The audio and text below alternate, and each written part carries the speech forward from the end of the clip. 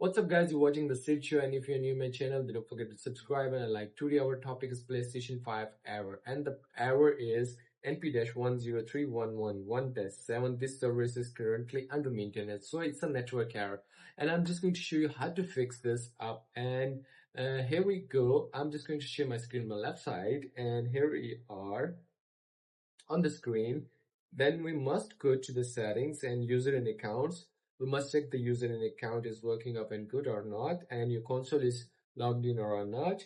And you must log in your network and PSN accounts first. Then you go to the settings, network, view PlayStation network services. If the server is down, you get the red option here, and you just wait. So it will fix this up automatically because of the updates, under maintenance.